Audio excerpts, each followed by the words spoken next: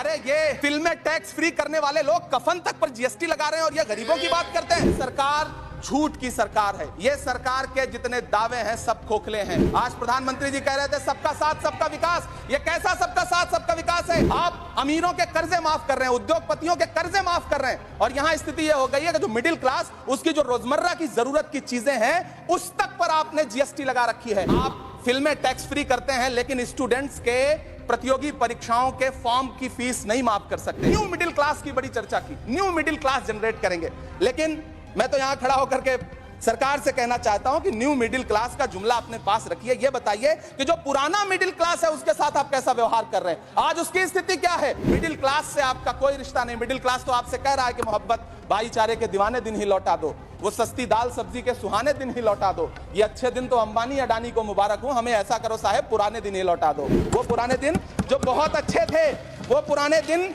जहां लोग एक दूसरे से मिलजुल करके रहते थे। पूरा सदन अमृत काल के बजट की चर्चा कर रहा है। मैं तो गरीबों की रोटी और दाल के बजट की चर्चा करूंगा।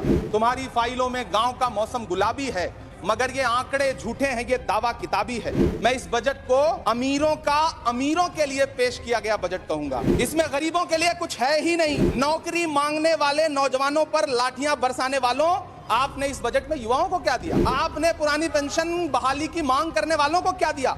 सालों से अपने लिए छत तलाश रहे लोगों को आपने इस बजट में क्या दिया? और फिर आपको पूरी उम्मीद है कि पूरा देश आपके इस पेश किए गए बजट पे लहालोट हो जाए, तालियां पीटे, मंगल गान गाए। कैसे संभव है?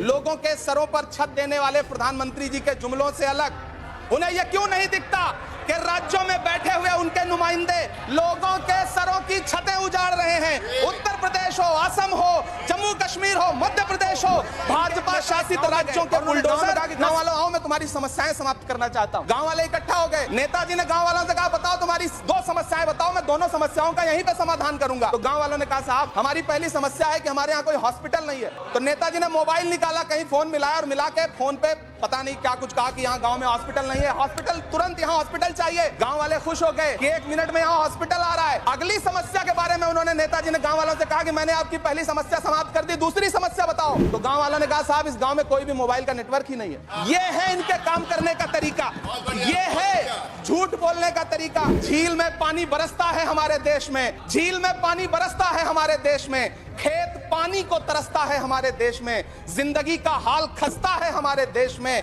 दूध महंगा खून सस्ता है हमारे देश में। क्यों हर दिन 31 किसान आत्महत्या करने को मजबूर हैं?